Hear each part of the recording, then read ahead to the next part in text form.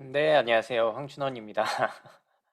자, 이렇게 저녁 시간에 모여주셔서 감사하고요. 책을 읽어보시면 아시겠지만 이게 뭐 미니 강연으로 끝날 수가 없는 그런 내용들이에요. 제가 한 15분에서 30분이라고 하시길래 뭘 하면 좋을까 하다가 끝에 진로 부분에 그 일자리 말고 일거리에 신경 쓰면 어떨까라고 제가 쓴 부분이 있어요. 그 부분을 요약해가지고 한번 구성을 해봤습니다. 자, 그래서 미니 강연의 제목은 미래 트렌드와 기회예요. 그래서 트렌드를 따라갈 거냐, 이용할 거냐. 이 주제로 이야기를 전달 드릴 거고요. 그래서 이제 미래 출연은 제 두 번째 책이고, 제가 지금까지 뭐 강연이라든지 유튜브에서 콘텐츠로 만들었던 것들, 그런 것들의 한 지난 3년간 정도의 내용 중에서 하이라이트를 모아놨다라고 보시면 될 것 같아요. 자, 그래서 제가 다룬 것들이 뭐 미래 생활과 관련해서 굉장히 많은데, 보시면 아시겠지만, 뭐 국제 정세라든지, 뭐 러시아의 전쟁이 어떻게 될 거냐, 금리가 어떻게 될 거냐, 그런 얘기는 다루지 않습니다. 그런 것들은 이제 경제 전문가, 안보 전문가들에게 맡기는 거고, 제가 주로 파고 있는 영역이 진짜 우리의 일상이 어떻게 바뀔 거냐, 우리의 미래 일상이. 그럼 난 어떻게 살아야 되고, 뭐 먹고 살아야 되고, 뭐 해 먹고 돈 벌어야 되냐, 뭐 이런 내용들을 제가 주로 연구하기 때문에 그런 내용들만 책에 담겨 있다라고 보시면 되겠습니다. 자, 그 중에서 미니 강연은 이제 그럼 이런 트렌드를 이용해 가지고 여러분들만의 그리고 나만의 기회를 만들 수 있지 않겠냐라는 것이 저의 생각이거든요. 원래 이 미래 채널 마이애플을 시작한 이유 자체가 이런 거였어요. 세상이 바뀌는 거 전달 드리고 이렇게 바뀌는데 그럼 이런 요소들 이용하셔 가지고 여러분들만의 기회 충분히 만드실 수 있지 않냐. 그런 내용으로 원래 시작을 했던 거라서 짧게 한번 이야기 전달 드려보겠습니다. 자, 제 5파트 직업 분야에서도 말씀을 드리는 건데 일자리에 집중할 것인가 일거리에 집중할 것인가 이 두 가지 차이가 저는 꽤 크다고 봐요. 왜냐하면 일자리라는 것은 그야말로 취업이고 누군가가 내 돈벌이 자리를 마련해 주면은 나는 그것을 얻기 위해서 막 경쟁을 해야 되는 그런 시스템이죠. 저 역시도 뭐 문과생 출신이고 하다 보니까 할 수 있는 일이 없었어요. 그러다 보니까 누구나 할 수 있는 일을 차지하기 위해서 별별 쓰잘데기 없는 자격증 따야 되고 면접관 앞에서 별별 아부를 해야 되고 이런 것들이 굉장히 환멸을 느꼈던 사람이었기 때문에 이제 직장 생활 다 관두고 이렇게 일을 시작하게 된 거거든요. 그래서 일 자리 말고 일 거리로 사고를 바꾸게 되면은 할 일이 정말 지나치게 많을 정도다라는 것이죠. 뭐 옛날에 뭐 몇 년 전이에요, 불과 AI 뭐 이런 거 발달하면서 사람들이 일자리 사라진다 그런 거 걱정했지만 저는 사실 그런 걱정은 진짜 쓸데없는 걱정이라고 보고 주체적으로 생각한다면은 할 일은 너무 많다. 일단 기본적으로 자, 인구 구조가 저는 제일 중요하다고 봐요. 연구하면 할수록 알아보면 알아볼수록 굉장히 우울함에 빠지는 영역이죠. 그래서 알아보는 것도 정도껏 알아보시는 게 사실 좋을 수도 있습니다. 이 알아보면 알아볼수록 답이 안 나와요. 그렇다면은 이제 제가 책에도 적어놨지만 우리에겐 결국 두 가지 선택권이 있는 거죠. 야, 망했네.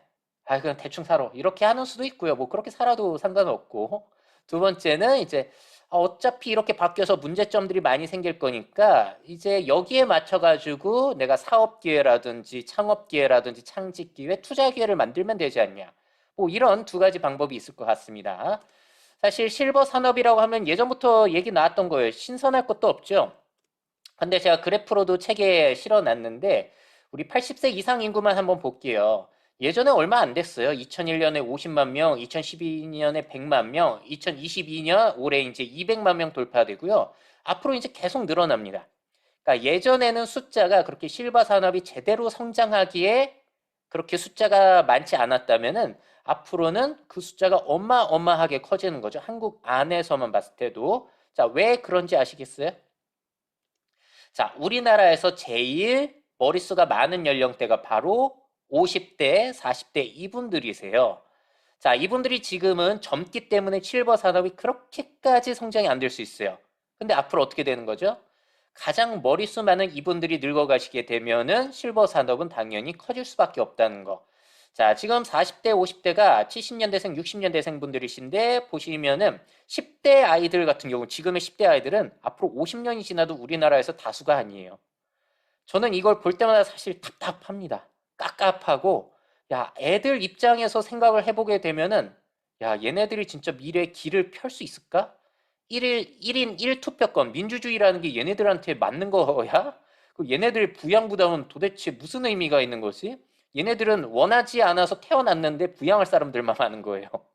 그러니까 이 10대 아이들 생각하면 너무나 진짜 짠한 생각이 드는 거고, 기회로 생각하자면은 저렇게까지 이제 4, 50대, 뭐 넓게 보자면 현재 30대, 20대까지 포함해서 이분들의 머릿수가 많다 보니까 이분들이 늙어가면서 그들에게 필요한 것들을 제공해 주게 된다면은 너무나 사실 기회는 많은 거죠. 우리나라뿐만이 아니에요. 중국도 지금 저출산의 고령화 현상 겪고 있죠. 월스트리트 저널 기사인데 10년 안에 중국의 60세 이상 인구가 미국 전체 인구를 넘어서요. 미국 전체 인구가 3억 명 넘잖아요. 중국은 60세 이상 인구만 지금 2억 5천만 명입니다. 우리나라 인구의 몇 배예요. 자, 그런 게 앞으로 우리가 살아갈 정해진 미래다. 그래서 앞으로 뭐 메타버스, 인공지능 어떻게 될지 모릅니다, 사실. 근데 인구는 정해져 있기 때문에 이런 것들을 기본적으로 파악해서 앞으로 우리 이런 초고령 사회에 뭐가 필요할까? 어떤 일거리가 필요할까 생각해 보면은 지나치게 할 일이 많아요. 자동화 기술 있는 거 없는 거 다 끌어 쓰더라도 부족할 정도입니다. 뭐 다 아실 거예요. 이 중에서 여러분들 뭐 관심 있는 게 있으실 수도 있고 또 이것은 이미 많이 알려진 거니까 또 새로운 일들이 많이 펼쳐질 거예요. 앞서서 운영장님께서도 말씀해 주셨는데 제가 이 그래프를 상당히 의미 있게 봤어요. 코트라에서 기사 냈던 걸 제가 가져온 건데 보시면은 일본 같은 경우에는 아기용 기저귀보다 성인용 기저귀가 이미 더 많이 팔리고 있다.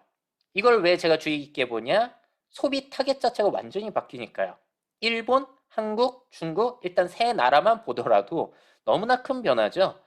자, 그래서 일본은 성인들이 기저귀 입는 거 창피한 거 아니라는 것을 보여주기 위해서 이렇게 기저귀 패션쇼도 한다는 거. 일단 이런 거를 강연에서 제가 보여드리면 사람들이 웃어요. 근데 이게 진짜 웃을 일일까요? 앞으로 우리가 입을 상품일 텐데 먹는 약으로 뭐 요실금이 치료되지 않는 이상. 자, 그리고 앞으로 인간이란 동물은 다 마찬가지고 먹고 사는 게 제일 중요한데 앞으로 그러면 요식업도 얼마나 바뀌겠어요? 자, 노인들 같은 경우에는 느리게 드시죠? 덜 드세요. 그렇기 때문에 영양가는 훨씬 높여야 됩니다.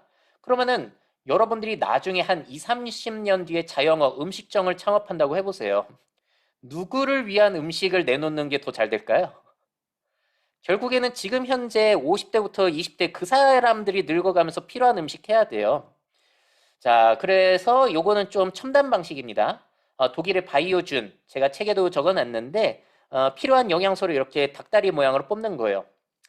여러분들이 늙어서 이런 거 나오면 어떻게 느끼실까요? 장난하냐? 뭐 이렇게 느끼실 수 있어요. 지금은 젊으니까. 근데 소화도 안 되고 씹는 것도 힘들고 그렇게 되면 이게 또 남일 같지 않아질 수 있다는 거죠. 앞으로 배달 음식도 생각해 보자면은 누가 많이 시켜 먹냐? 현재 4, 50대가 또 나중에 늙어가면서 시켜 먹을 거기 때문에 다 이제 소비 타깃이 바뀐다는 거예요. 내수 시장 그리고 한중 일만 봤을 때도.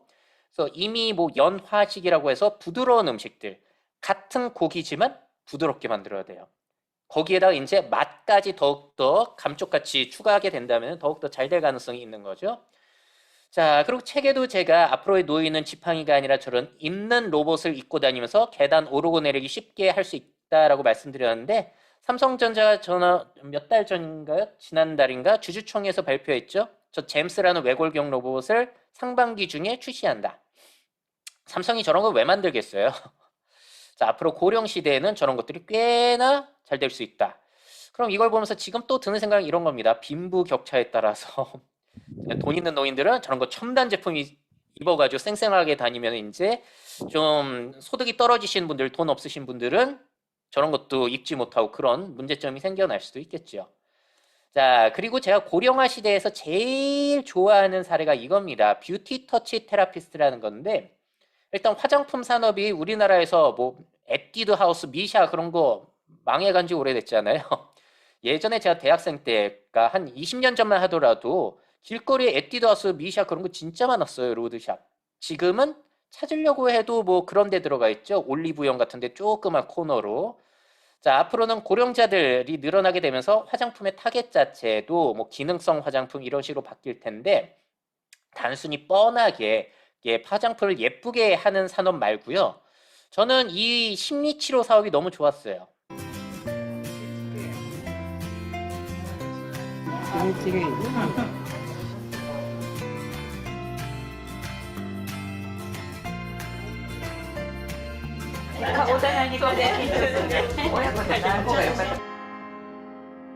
자, 오랜만에 할머니들 찾아뵙고 마사지 해드리고 화장해드림으로써 기분을 좋게 만들어드리는 심리치료 사업. 이 사례를 왜 좋아하냐? 결국에는 내가 좋아하는 분야, 관심 있는 영역에 이렇게 트렌드 요소, 또 다른 요소를 섞게 되면은 기회는 무지하게 많아진다라는 것을 보여주는 사례이기 때문에 좋아하는 겁니다. 그래서 사람들에게 이 직업을 권유하는 게 아니라 이걸 벤치마킹해서 이 요소 저 요소 섞으면은 할 일이 얼마나 많겠냐는 거예요. 그럼 일단 여기에서 한 가지 미션이 있어요, 우리들에게는. 사실 할머니들 기분 좋게 하는 건 어떻게든 가능해요. 근데 할아버지들 기분 좋게 하는 거는 아직까지도 제가 강의 8년 동안 하면서 생각이 안 납니다.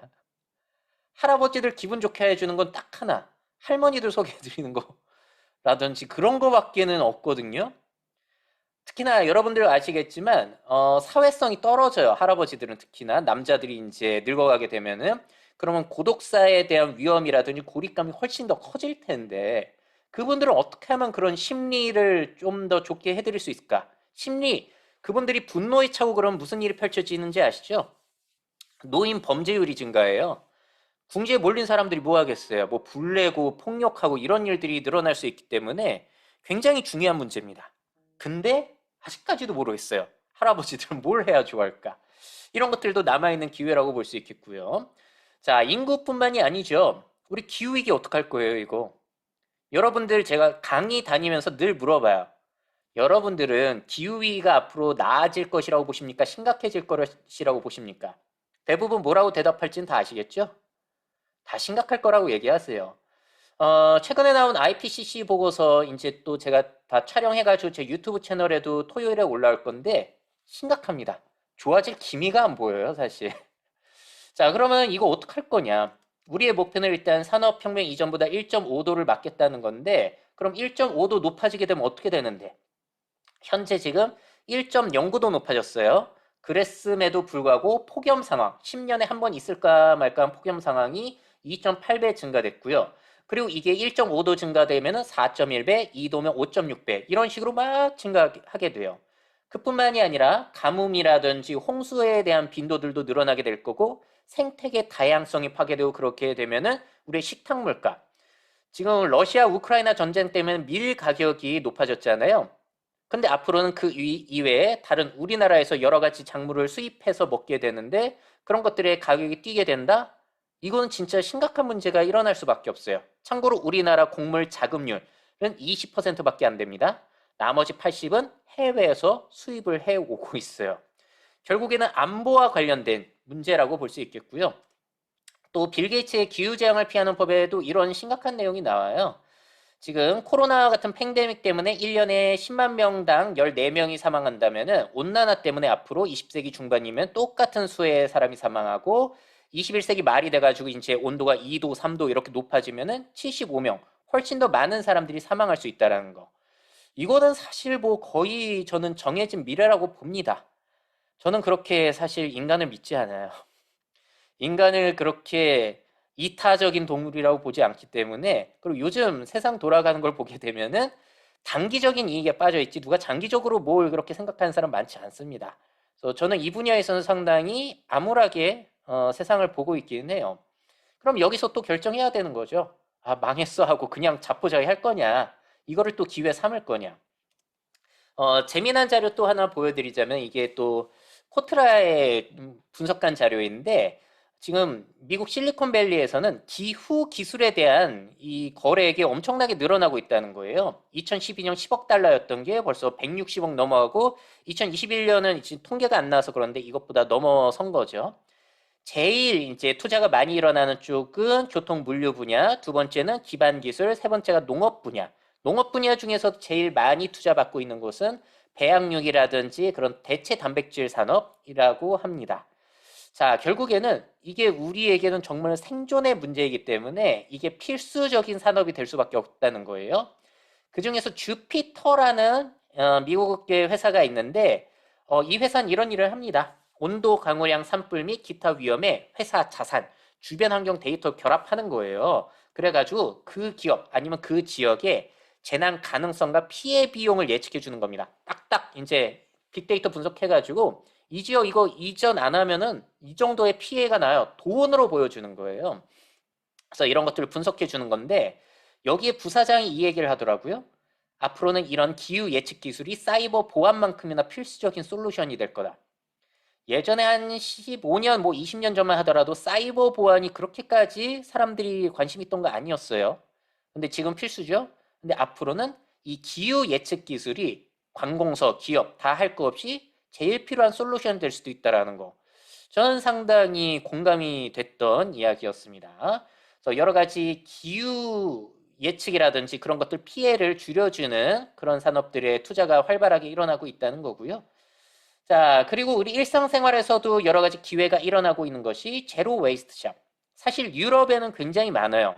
한국에서는 이제 슬슬 생겨나고 있는 거고, 저도 제가 직접 가본 모습이에요, 저게. 제가 용기 가져가서 따라오기 때문에 플라스틱이 나오지 않습니다.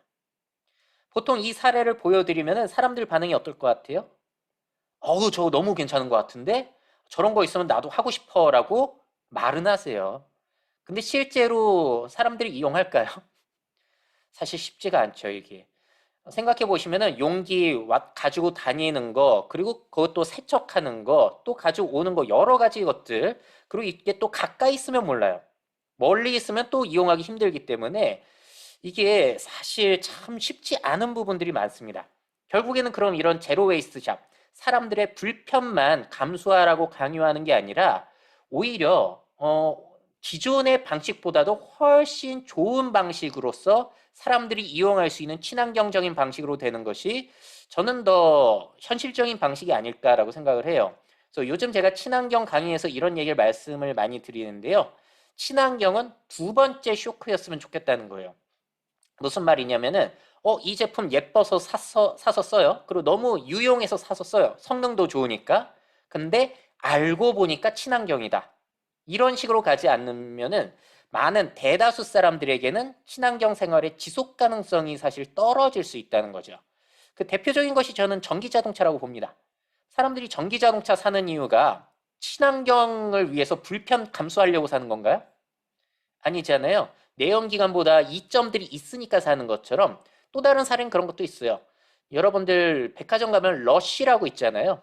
러쉬 제품 굉장히 좋아요. 너무 좋아가지고 저도 그 제품 몇 가지를 쓰고 제 여자친구도 러쉬만 쓰거든요. 워낙에 그 순하기 때문에. 근데 그게 알고 보면은 하나, 둘, 셋, 넷 뭐 친환경적인 요소가 너무 많은 거죠. 이런 식으로 가지 않는다면 좀 힘들지 않나라는 현실적인 이야기를 제가 파트 3에서 해놓고 있습니다. 왜? 저도 미래 트렌드 연구하는 사람에서 친환경적으로 살아야 돼요. 지구가 위험해요. 불평 감수하고라도 이렇게 해야 돼요라고 말은 할 수 있죠. 저도 실천을 못해요. 그러다 보니까 이런 그런 현실적인 내용들을 좀 담아놨고요. 또 식사에 있어서도 이제 말씀드렸지만 식량 분야에서 제일 투자를 많이 받고 있는 게 대체 단백질이에요. 단백질 100g당 배출되는 이산화탄소 보시게 되면은 와, 소고기는 진짜 대단해요. 소고기는 100g 얻을 때 이산화탄소가 45kg 배출이 됩니다. 두 번째는 양이고요. 세 번째가 신기해요. 세 번째가 갑각류인데 양식 갑각류. 한마디로 양식새우예요. 왜냐면 해수면에 그 숲을 다 없애버리고 양식장 만들어내고 있거든요. 신기한 사실, 돼지고기, 닭고기보다도 양식새우가 탄소 배출이 더 많다는 거. 그래서 결국에는 이런 식으로 사람들을 위쪽에 있는 게 거의 다 그거잖아요. 잘 사는 사람들이 먹는 그런 비싼 음식들. 이런 식으로 이제 세계가 지금 78억 명, 9억 명 넘어가고 있는데 앞으로 더 80억, 90억 이렇게 되면은 이렇게 고기를 많이 먹고 유제품 많이 먹었을 때 버텨낼 수가 없다는 거죠. 그렇기 때문에 대체 단백질로서 일단 대체 고기 이런 것들이 나오고 있는데 여러분들이 드셔보시기 제일 좋은 것은 그 패스트푸드점이에요. 저는 다 먹어봤습니다만 이 중에서는 일단 롯데리아가 제일 낫던 것 같기는 해요. 한번 드셔보시고 성장 가능성 그리고 이 식습관의 지속 가능성을 직접 판단해 보시면 좋을 것 같습니다. 아직까지 많이 부족하거든요. 그래서 훨씬 더 많은 발전이 필요한 영역이에요. 그래서 뭐 친환경 영역에서는 뭐 있는 기술 없는 기술 다 갖다 쓰더라도 부족하다. 할 일들이 너무 많다라는 이야기였고요. 자, 그리고 또 제가 크게 세 가지 영역 보거든요. 이 세 가지 영역만 신경 써도 앞으로 일거리는 신경 쓸 거 없다. 1인 가구 너무 많잖아요. 앞으로도 늘어나요. 지금 31.7% 한국에서 제일 많은 가구 구조. 그럼 1인 가구에게 필요한 일거리 뭐가 있을까? 앞으로 계속 늘어날 텐데. 너무 많죠. 혼자 사는 사람들 즐겁게 해줄 엔터테인먼트부터 1인 식사, 그리고 새로운 인간관계에 대해서 제가 파트 2에서 적어놨죠. 아마 굉장히 재밌게 읽으셨을 거예요. 왜냐면 제가 강의했을 때 가장 반응이 좋은 파트이기 때문에. 그리고 가족 다양성과 관련해서 반려동물 계속 늘어나고 있잖아요. 사람들이 이제 결혼 안 하고 동물 기르니까. 뭐 이제 장묘 시설부터 해서 야 이거 알아보니까 5kg 미만 강아지 장묘 시설 맡기면은 한 30에서 50만 원은 깨지더라고요. 수의까지 입혀줘요. 그것까지는 저도 사실 이해가 되진 않는데 그런 걸 해주는 사람이 앞으로 늘어날까요? 줄어들까요? 늘어날 것이라고는 다들 또 공감을 하실 거예요. 그리고 가족 대신에 자신을 돌봐줄 수 있는 기술 가족들까지 해서 혼자 사는 사람들을 위한 모든 것들이 굉장히 많이 필요해지는 사회로 간다는 거. 이것만 신경 써도 너무 많아요. 그리고 첨단 기술의 발달과 관련해서도 많은 일이 필요한데 요즘 메타버스라는 얘기가 뜨고 있지만 책에서 제가 적어놓은 것은 굉장히 회의적인 입장이었어요. 그걸 신경 쓰기보다는 전체적인 트렌드를 보시는 게 더 좋다고 봅니다.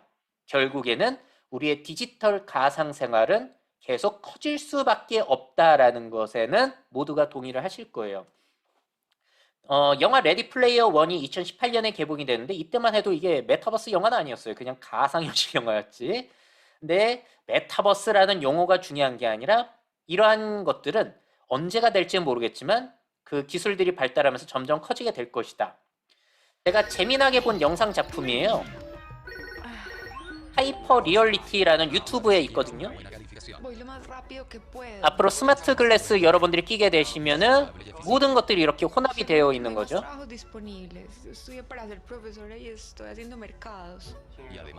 실시간 번역되고 있는 겁니다, 지금. 하이퍼 리얼리티 유튜브에 찾아보시면 재밌어요, 이거. 어떠세요? 이런 게 현실이 될 것 같으세요? 안 될 것 같으세요? 저는 메타버스라는 얘기 자체는 잘 모르겠는데 이러한 모습이 현실이 될 가능성 상당히 높아 보입니다.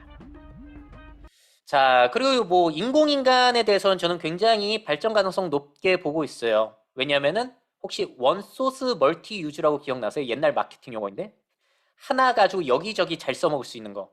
인공인간은 사고도 안 치고 그리고 또 늙지도 않다 보니까 여러 곳에서 활동 가능하다 보니까 써먹을 수 있는 곳이 굉장히 많기 때문에 이거는 뭐 메타버스 트렌드에 꽂아서 들어가 있기도 하지만 따로 떼놔서 봤을 때도 굉장히 유용해 보이고요.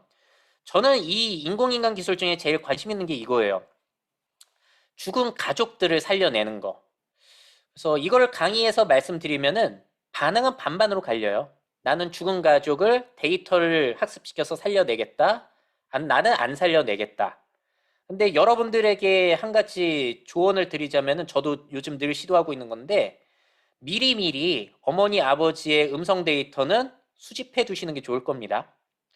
나중에 이런 서비스가 대중화될 가능성이 저는 굉장히 높다고 보는데 그러면은 녹음 안 해두면요 살려내고 싶어도 못 살려내요. 여러분들의 사랑하는 부모님과 대화하고 싶어도 젊은 사람들이 이제 그런 기술이 있어서 막 돌아가신 부모님과 대화를 하는데 나는 안 된다. 얼마나 억울하겠어요.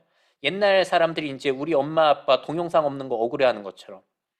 그래서 저도 가끔가다 도청 녹음을 하려고 하는데 쉽진 않아요. 사실 엄마와 아들 사이가 그렇게까지 막 엄마 이렇게 막 동영상으로 찍고 이런 거 잘 못하잖아요. 그래서 데이터가 없을 가능성이 너무 많습니다. 그래서 후회하지 마시고 우리 잘 차곡차곡 쌓아두도록 하는 게 이걸 살려내건 안 살려내건 좋을 것 같아요. 나중에 저한테 굉장히 고마워하실 수 있습니다. 자, 그리고 어쨌든지 간에 가상 공간은 커지기 때문에 거기에서 뭐 크리에이터로 활동하는 사람들 계속 늘어날 거예요. 로블록스 같은 경우에도 거기에서 10대 개발자들도 뭐 만들어 팔아 먹어가지고 이제 돈 많이 벌고 하는 거. 이거는 뭐 거스를 수 없는 흐름이죠. 그래서 옛날에 실제 세계에서만 직업 기회가 있었다면은 가상세계 건설하고 사람과 사람, 사람과 서비스 연결하고 그 세계를 예쁘게 디자인하고 아니면 거기 안에 재미난 콘텐츠를 제공하는 일. 너무나 디지털 가상세계 속에서 일거리가 넘쳐난다라고 볼 수 있을 것 같습니다. 자, 그래서 보시면은 인구 변화, 기후 변화, 1인 가구의 증가, 디지털 가상세계 확장 이 네 가지만 생각해 보더라도 일거리가 없나요? 너무 많아요. 너무 지나치게. 의지가 없을 뿐이죠, 사실. 그 의지를 만드는 게 제일 어려운 일이긴 한데. 그래서 가끔가다 젊은 사람들이 저도 어렸을 때 이렇게 생각했고 뭘 해야 할지 모르겠다라고 하는데 이 말의 속뜻은 이게 아니죠. 세상에 내 할 일이 없어요가 아니라 저는 이거라고 봅니다. 선택권이 너무 많아서 못 고르겠다. 이게 정확한 속내라고 할 수 있을 것 같아요. 우리는 이 전공하면 좋을까? 이거 새로 배우면 괜찮을까? 대학을 가야 될까? 여기 취직해야 될까? 같은 분야 안에서 여기 가면 나을까? 저기 하면 나을까? 선택권이 너무 많다 보니까 거기에서 방황을 하는 존재들인 거죠. 만약에 이런 풍요의 선택권이 괴롭다, 난 이런 사회 싫다라고 생각하신다면은 뭐 간단한 방법이 있어요. 위쪽으로 넘어가시면 되세요. 북한 쪽으로. 왜냐면 북한에서는 아직도 당에서 다 진로 정해주거든요. 고민할 게 없어요. 근데 그런 걸 원치는 않으시기 때문에 어떻게 보자면은 배부른 소리다? 라고도 표현할 수 있을까요? 이런 것들은 우리가 자유민주주의 사회, 자유시장 경제에서 감당해야 되는 우리들의 풍요로움이 주는 괴로움이라고 볼 수 있을 것 같습니다. 그래서 일자리가 아니라 일거리를 보자라는 이야기였고요.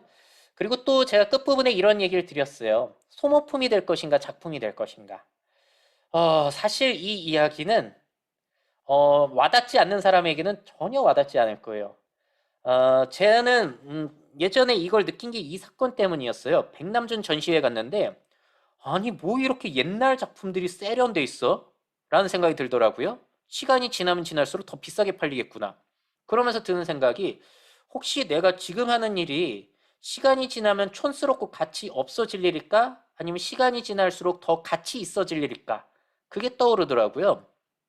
여러분들은 어떠세요? 그리고 여러분들 자녀는?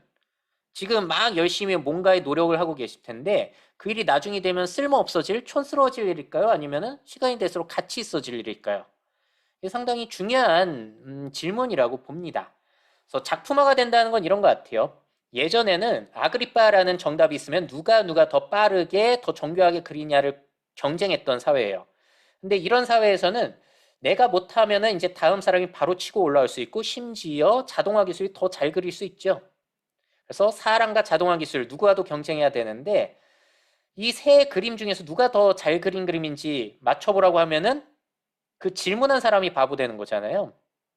결국에는 나만의 능력을 작품화시키게 된다면은 다른 사람과 경쟁할 확률도 줄어들고 자동화 기술로 내 일이 대체될 확률도 상당히 줄어들지 않는가라는 메시지를 파트 5 뒷부분에 직업 부분에 적어놨습니다.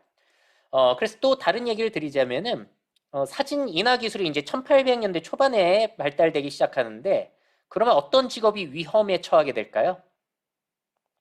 화가라는 직업이 위험해지겠죠? 똑같이 그려주는 게 일이었으니까. 그랬을 때 지금 21세기의 화가들이 멸종했나요? 그게 아니라 사진 인화 기술의 발달과 함께 무슨 화법이 발달하냐면 바로 추상화가 발달하게 돼요. 있는 그대로 그리는 것이 아니라 나의 관점으로 나만의 관점을 의미를 담아가지고 해석을 하게 된다는 거죠. 저는 그래서 이 자동화 시대에는 나의 직업 자체를 추상화하는 과정도 꽤나 의미 있을 수 있겠다. 나의 직업이 의미 없어지는 것을 막을 수 있는 한 가지 방법이 될 수 있겠다는 생각을 합니다. 예를 들어서 똑같은 유품 정리사라고 해볼게요. 앞으로 유망하니까 돌아가신 사람들이 얼마나 늘어나요. 근데 이거를 이렇게 디오라마 형식으로 미니어처까지 만들어가지고 기회를 잡은 분이 계세요. 코지마 미유시라는 분. 자, 왜냐면은 사진은 너무 끔찍해가지고 보도화가 안 되거든요. 글로만 적자니 전달이 안 되고. 그래서 덜 끔찍하면서 생생하게 전달할 방법을 찾은 거고요. 그러다 보니까 이렇게 책도 내고 강연도 다니고 자신의 직업을 뻔하게 하는 게 아니라 작품화시켜서 할 수 있는 거. 저는 이게 상당히 큰 의미로 다가왔어요. 영감으로. 야, 이렇게 활동하는 사람도 있겠구나 라는 것 때문에. 그리고 또 제가 좋아하는 사례가 이 3D 프린터로 만든 케이크 사례입니다. 이분이 우크라이나 분이세요. 그래서 요즘에 그 인스타그램 피드에 맨날 전쟁으로 피해받고 있다는 거 올리고 계신데, 아무튼 저분이 저걸로 잘 나가셨어요. 3D 프린터로 케이크를 만들어서 저런 복잡한 모양의 케이크를 직접 만드는 거죠. 그러니까 이분이 어떤 기회를 잡는가, 뻔하게 하는 게 아니라 원래 코로나 이전에 전 세계 초청받아서 쿠킹 클래스 여셨어요. 해외 여행도 다니면서 돈도 버는 아주 부러운 인생이죠. 그리고 아마존에서 케이크를 전 세계에 팔아 먹으셨고요. 우크라이나 분이신데 카타르 도하에 매장이 있습니다. 이런 식으로 똑같이 제빵 일을 하는데 3D 프린터라는 첨단 기술을 이용해가지고 이분은 자신만의 장르를 만드신 거예요. 이런 사례들을 저는 좋아해요. 그래서 미래 채널 운영하면서 이런 것들을 많이 보여드리려고 했고, 그리고 마지막 빠르게 넘어갈게요. 그리고 이러한 일거리를 만들고 새로운 기회를 만드는 과정에서 나만의 직업을 직접 만드는 창직이라는 것도 있거든요. 제 책의 후기들 제가 리뷰로 막 찾아봤는데 이 창직을 신기하게 보신 분들이 꽤 많으셨어요. 창직은 내가 일하는 분야, 일하는 방법, 시간까지 다 내가 정하는 거고요. 저는 이분을 보면서 배웠습니다. 관점 디자이너 박용호 대표님. 사실 이분은 홍보 커뮤니케이션 전문가세요. 카카오톡이라든지 애니팍, 배달의 민족에서 홍보 일을 하셨던 분인데 왜 관점 디자이너라고 했냐? 내가 생각하는 홍보가 뭔가를 딱 고민해 보셨더니 아, 결국에는 고객들의 관점을 바꿔주는 일이잖아 라고 해서 그 자신만의 능력으로 제가 이제 이 형님이랑 친해졌거든요. 그래서 한 달에 20개 이상의 기업에서 일하는 걸 봤어요. 그래서 저한테 이야기 하시더라고요. 준원아, 너 얼마 버냐? 안 돼. 한 달에 3천만 원 이상 벌어야 돼. 그 얘기 들으면서 그렇구나. 내 꿈이 작았구나. 많은 거를 배우게 된 사례이죠. 그리고 이 형님이 하셨던 얘기인데 이런 거예요. 똑같은 일을 하는데 누군가는 자신의 직업을 여행 가이드라고 하고요. 누군가는 추억 디자이너라고 한다는 겁니다. 여러분이라면 누구한테 일을 맡기시겠어요? 이렇게 창직이라는 게 별거 아닌 것 같은데 뭔가의 힘을 가지고 있어요. 마케팅적인 요소가 있고 말 그대로 자신의 직업을 추상화시킨 거죠. 자, 푸드유케이터라는 직업도 있습니다. 이거는 푸드와 에듀케이터가 섞여가지고 올바른 식습관에 대한 강의하고 교구 만들고 이런 일을 하고 계세요. 마찬가지로 자신의 직업을 작품화한 사례라고 봅니다. 그리고 뷰티 터치 테라피스트도 창직 사례죠. 결국에는 기존 직업을 살짝 변형하거나 섞어 합치거나 세상에 필요한 직업을 만들면 얼마든지 창직이 되는데 저는 창직이 다른 직업보다 안정적이라고 봐요. 왜일까요? 다른 사람이 하지 않는 나만의 능력을 가지고 있는 거기 때문에 그걸로 취업을 하셔도 되고 창업을 하셔도 되고 프리랜서가 돼도 되니까. 예를 들어서 영업직의 면접을 본다. 다 이제 영업직이라고 하는데 자기는 뭐 예를 들어서 고객 마인드 컨설턴트다 이러면서 왜 나는 이 일을 해야 되고 어떤 활동을 해야 하는지 그런 걸 제시해 주면은 기업에서 안 뽑을까요? 저는 안 뽑히기도 힘들다고 봐요. 그래서 창직이라는 것은 취업을 하건 창업을 하건 괜찮은 거고 그리고 돈 들어가는 거기 또 아니기 때문에 살면서 한 번쯤은 해볼 만하다. 그래서 모든 사람들이 창직에 어울리진 않지만 그리고 또 창직이 더 어울리는 사람들은 분명히 있기 때문에 그리고 저는 창직을 해서 예전보다는 그래도 꽤나 삶의 질이 높아졌기 때문에 추천을 하는 편입니다. 저는 미래캐스터라는 창직을 해가지고 좀 득을 봤던 사람이에요. 저의 연구자적 성향, 새로운 추구, 발표 재능 이런 것들을 한번 분석을 해본 다음에 미래 트렌드를 전달하는 일을 하자. 근데 뻔하게 하지 말고 기상캐스터 요소를 섞어가지고 SNS에 홍보를 해보자라고 하면서 페이스북으로 시작을 했던 게 미래캐스터입니다. 신기하니까 그 신문사라든지 방송에서 그래서 더 불러주는 게 있어요. 제가 그냥 뻔하게 미래 유튜버 뭐 이렇게 얘기하거나 미래 학자 이렇게 얘기했으면 오히려 뻔해가지고 주목을 덜 받았을 수도 있을 것 같습니다. 그러니까 본질적으로 일은 똑같더라도 하는 일은 똑같더라도 사람들의 주의를 집중시키는 이런 힘이 있다는 걸 느꼈기 때문에 저는 좀 추천을 하는 편이긴 해요. 옛날은 창직 못했어요. 해봤자 홍보할 데가 없으니까. 근데 지금은 SNS가 있기 때문에 가능해진 거죠. 직업이 아니라 나만의 직업을 만들고 그 직업을 수년 동안 탁월하게 만들고 SNS로 적극 홍보하게 되면은 그거에 공감하는 사람이 생겨나게 되면서 돈벌이를 할 수 있는 이런 세상이 됐기 때문에 일자리가 아니라 일거리를 생각하고 그 일거리를 나만의 작품화시켜서 홍보를 하게 된다면 얼마든지 기회를 잡을 수 있는 세상이 된 것 같다라는 부분을 끝에 진로 부분, 직업 부분에 넣어놨습니다. 그래서 그런 내용들을 계속 전달하고 있는 게 제 미래 채널 유튜브 채널이고요. 그리고 그 내용들 하이라이트를 담아 놓은 것이 새로 나온 제 미래 출연이라고 보시면 될 것 같아요. 자, 그래서 여러분들만의 기회를 만드시는 데 도움이 되어 드리고자 많이 준비를 한 내용이라고 보시면 될 것 같습니다. 자, 그러면 제가 준비한 미니 강연은 여기에서 마무리 짓도록 할게요.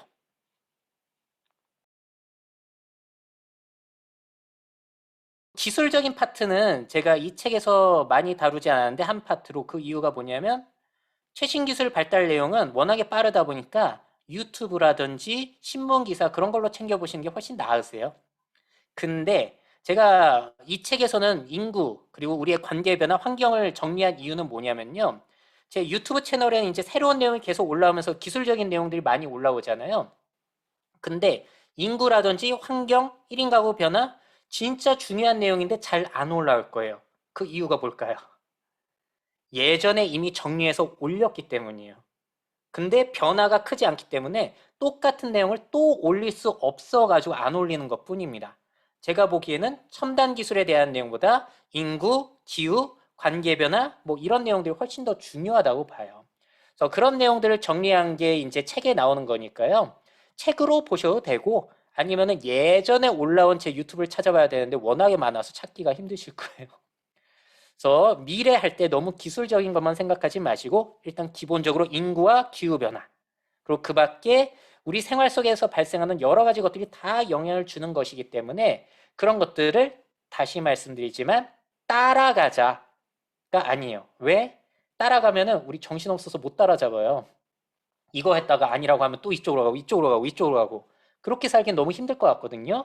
그래서 오늘 제가 미니 강연에서 말씀드리고 아까 질문에서도 말씀드린 것처럼 내가 잘하는 일, 좋아하는 일 이런 영역에 수많은 트렌드 그리고 장기간 동안 변하지 않을 메가 트렌드를 섞기만 하더라도 거기에다 여러분들의 플러스 알파를 하게 되면 분명히 기회들은 충분히 많지 않겠는가 뭐 그런 얘기를 전달 드리고요. 또 못한 얘기 중에 성실함의 미래가 있는데 요즘은 그렇게 나만의 기회를 만드는 건 둘째치고 그런 거 다 필요 없다. 자아실현이 무슨 필요가 있냐. 앞으로 뜰만한 분야에 투자해가지고 부자 되자. 이게 요즘에 또 가장 대세의 생각이다 보니까 그렇게 뭐 업데이트를 많이 하고 생각을 오래 하시는 그런 성실함을 발휘하셔가지고 투자 성실하게 하시고 투자할 분야 실행 성실하게 하셔가지고 뭐 부를 얻으셔서 경제적인 자유를 얻으시는 것도 요즘 시대에 맞는 새로운 생존 방법이 아닌가 그런 방식도 저는 존중을 합니다. 그래서 여러분들만의 기회를 만드시든지 아니면 이런 변화를 잘 아셔가지고 투자에 성공을 하시든지 하셔가지고 여러분들만이 생각하시는 최고의 미래를 살아가시기를 응원드리면서 저는 끝을 내도록 할게요.